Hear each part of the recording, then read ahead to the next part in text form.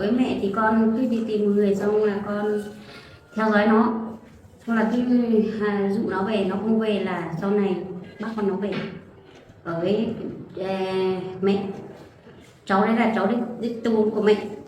Bây giờ con tính như thế này đi, em nó không chịu về thì mình sẽ nghĩ cách làm sao mà chờ nó sinh ra xong mình xem chỗ ở của nó biết rồi thì mình sẽ cướp lấy đứa con của nó về, còn nó thì kệ, đúng không? Mẹ đi. Bây giờ mình phải cho người theo dõi nó, ví dụ nó không nghe là mình phải chờ nó sinh xong mình bắt cóc đứa bé mang về, còn kệ vào nó thì mình không quan tâm nữa, kệ nó. Để con mình cứ bàn với nhau như thế đi. Vâng, con cứ đi tìm người theo dõi nó đi. Thế cái việc đấy mẹ cứ để con. The morning stretches silently across the mountainside, under a sky still heavy with mist. Tuna walks among the rows of cucumbers, separating the leaves, picking the ones that have hardened and become green overnight. One by one, she places them in the bamboo basket on her back. The basket she carries every day, a simple companion to her silent work. Behind each gesture is the story of a person who refuses to give up in the face of hardship, who continues to move forward with quiet strength. When the basket becomes heavy, she stops, looking up at the mountains. They stand silently, vast and unchanging, while her own life gently moves between struggle and resilience. It is in these small, ordinary moments that we glimpse the heart of her journey, the fragile yet enduring hope of someone who chooses to start over every day. Across the valley, the market was bustling with people and color. Kiet had arrived early, walking quietly between the stalls. His eyes linger on the small racks of clothing, tiny coats and soft fabrics, made for children who could not yet walk. He touched them lightly, as if imagining the fragile lives they would one day protect. The choice was simple, but to him, it held deep meaning. Each piece of fabric was not just a gift, but a promise. He wanted to bring something back to Tuna, a small comfort after the fear and loss she had endured from the robbery just a few days ago. Around him, the market was bustling. The cries of vendors, children weaving between their legs, the smell of fabric mixed with the smoke from the food stalls. But Kiet moved quietly, folding clothes carefully, choosing what seemed warm and appropriate. He didn't buy much, just enough to remind her that she wasn't alone, that someone was thinking of the child she was carrying, and of her. When he finally emerged from the stall, holding a small gift, his eyes softened. For a man who owned so little, this act of giving wasn't about money. It was about presence, a quiet offering of the heart, wrapped in something as simple as a baby's shirt. With everything he needed, Kiet returned to the workshop, the weight of the small object tucked into his coat. The yard smelled faintly of fresh wood and sawdust, a rough but familiar scent that clung to his clothes and skin. Piles of wood stretched across the ground, the clanking of axes and machinery echoing off the valley walls. Without hesitation, he bent over to work again. The heavy trunks pressed against his arms, the rough bark rubbing against his hands as he carried them across the yard. Sweat quickly broke out on his forehead, but he moved with a steady rhythm, as if each log placed was a step toward something more than survival, a step toward the future he was quietly building.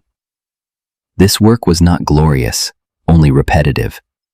But in the repetition, he found purpose. The unborn child, the woman waiting silently. These thoughts kept his body upright when fatigue threatened to overwhelm him. To others, he was just an ordinary laborer in black, hauling wood under a makeshift roof. To himself, every gesture was a promise that he would not give up, that he would stand firm no matter how hard the days were. From Nya carried the heavy bamboo basket along the narrow path until she reached the market. She spread a small cloth on the ground and carefully arranged the cucumbers, the green skin still fresh from the morning air. All around, the sounds of chatter and bargaining mingled with the smell of earth and food. One by one, customers stopped in front of her stall. Coins fell into her palm, small amounts, but enough to remind her that her efforts were valuable. The basket grew lighter as the day passed, and even though her body was tired, she still felt a quiet relief. Looking at the faces around her, the women bending over their stalls, the children running and laughing, she saw pieces of her own life reflected back. When the basket was almost empty, she carefully gathered her belongings, taking home not only the money she had earned, but also a fragile hope for tomorrow. Tun Ya had just sold all the melons. She cleaned up and put the basket on her back. She had just reached the bend, preparing to continue the long journey back to the small hut where she was staying, when a voice suddenly rang out from behind. "Tun Ya, is that you?" The voice startled her. She stiffened, her shoulders stiffening. She slowly turned around. Across the street, a motorbike stopped. A woman climbed down. It was her husband's sister, standing there with her eyes wide open and sparkling with disbelief. "It's you," the woman whispered, her lips trembling before her voice grew stronger. "Tun Ya, where have you been all this time?" Tun Ya gripped the basket handle, her heart beating fast. The words came out with difficulty. Her sister-in-law stepped closer, her hands trembling, as if she didn't know whether to reach out or hold back. Days passed, months, and you still didn't come home, not once. She paused, her chest heaving with each rapid breath. "Do you know, your father-in-law, he's gone, and your mother?" Her voice choked. She suffered every day. She missed you. She repeated your name. She said she regretted everything. The world seemed to revolve around Tun Ya. Over the years, the memory of that house had lived forever in her heart like a shadow, full of bitterness and silence. The contemptuous looks, the harsh words, the cold meals on the table, all had pushed her away step by step until her sister-in-law's eyes sparkled as she finally took Tun Ya's hand, holding it tightly. "Please, come with me, just once. Go see her." Age and sadness had changed her. Those words were like rocks pressing down on Tun Ya's chest. She wanted to retreat, wanted to say that forgiveness was not easy to give, that wounds could not disappear naturally. But when she looked at her sister-in-law's face, marked with fatigue, heavy with sincerity, her determination wavered. Finally, she lowered her eyes and nodded, just for a moment. Relief was evident on her sister-in-law's face. She let out a shaky sigh and led Tun Ya toward the motorbike. As they walked together, the familiar streets of the village began to appear. Every corner whispered memories that she had buried. The car stopped at the house that was once too familiar to her. Tun Ya's legs momentarily refused to move. She stared at the doorway where she had stood countless times, filled with both joy and sadness. Taking a deep breath, Tun Ya stepped forward.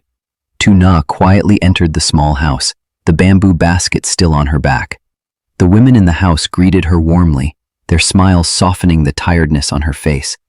One reached out to take her hand, another helped her sit down, speaking softly as if to ease the burden she was carrying in silence. At first, she tried to smile, nodding politely to their questions, but her eyes told a different story, a story of fatigue and unspoken sadness. As they sat together, the words slowly flowed. "Have you been eating well lately?" a woman asked softly. Tun Ya lowered her eyes. "I try, although some days are harder than others." The women looked at each other silently, their worries deepening. One placed a hand on Tun Ya's shoulder, the other adjusted her sleeve, as if to protect her from an invisible cold. Soon, Su Ya could no longer contain her emotions. Her voice trembled as she recounted her hardships.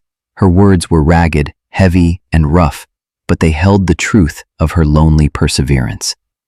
Tears welled up in her eyes, and before she knew it, she was leaning into her mother's warm embrace. The woman held her tightly, steady and protective, while the other whispered words of comfort. You are not alone. We are here with you, always. The room was silent for a long time, except for Suya's soft sobs.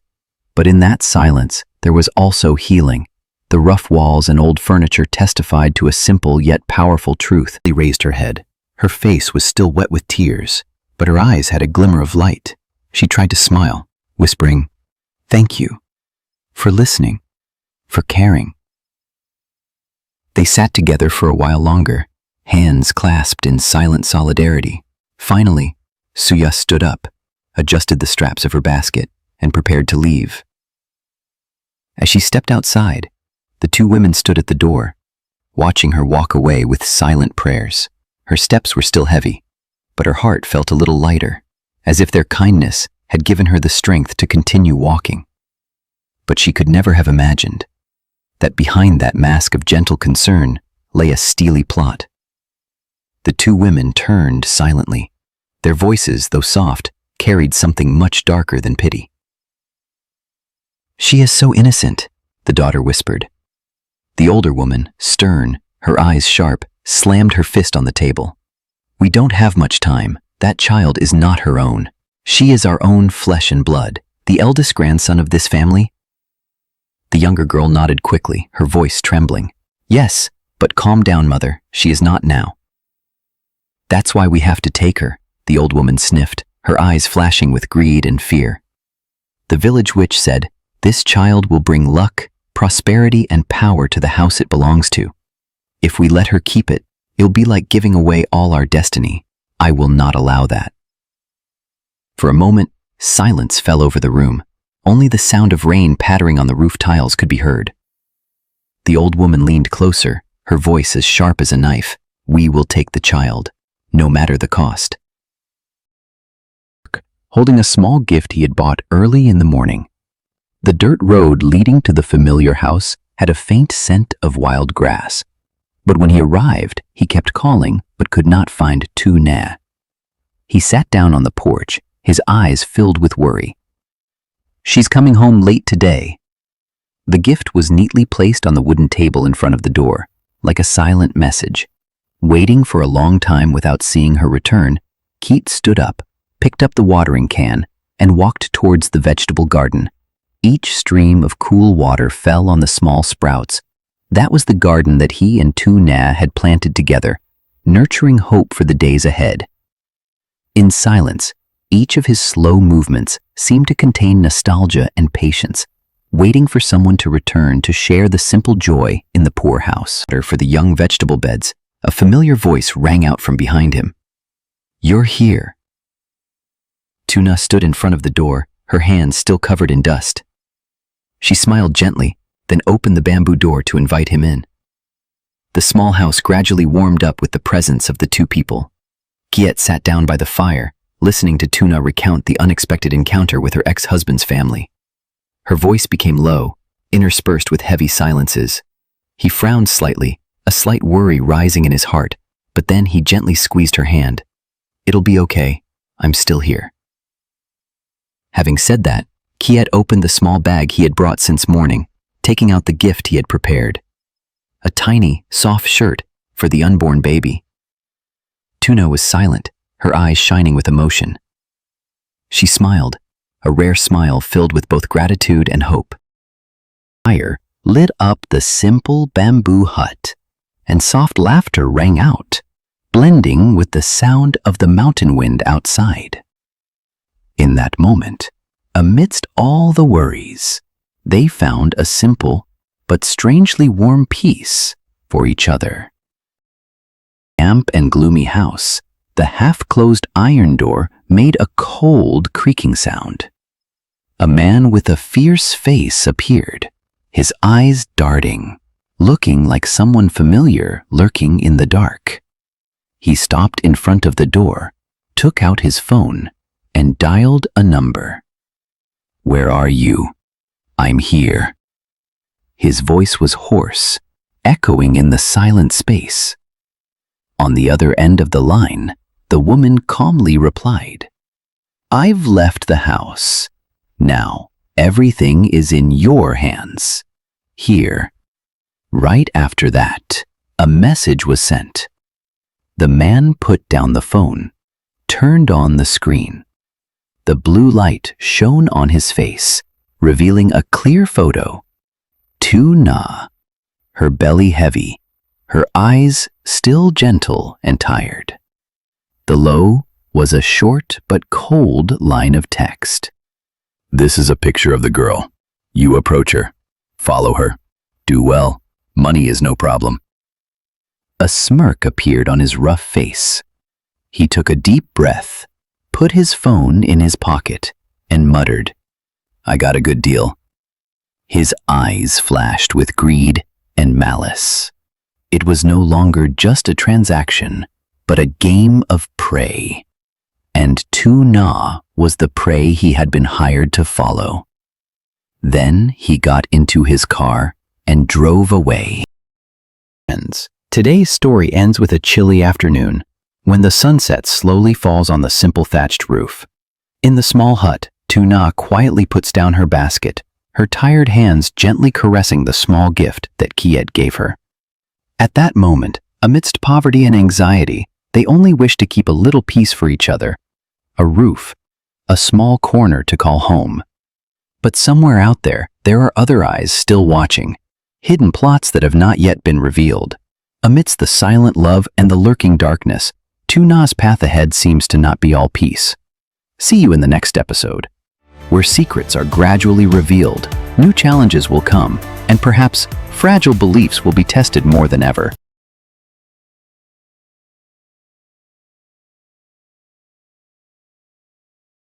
Chúng ta vừa cùng nhau đi qua một hành trình nhỏ nhưng lại chất chứa thật nhiều cảm xúc, từ những nỗi buồn, những giọt nước mắt cho đến cả những khoảnh khắc bình yên, giản dị vô cùng quý giá. Cảm ơn bạn đã đồng hành và lắng nghe đến tận những giây phút cuối cùng. Mỗi một lượt xem, mỗi một ánh mắt dừng lại, mỗi một trái tim cùng đồng cảm đều là nguồn động lực để cho những câu chuyện như thế này được tiếp tục viết nên. Nếu cuộc sống còn bộn bề, đôi khi chỉ cần những giây phút lắng lại và sẽ nhận ra rằng niềm tin, lòng nhân ái và sự sẻ chia luôn có sức mạnh chữa lành kỳ diệu. Và cũng chính nhờ có bạn, người không ngại dành thời gian quý giá để đồng hành, mà hành trình của nhân vật trong câu chuyện này trở nên trọn vẹn hơn, ấm áp hơn.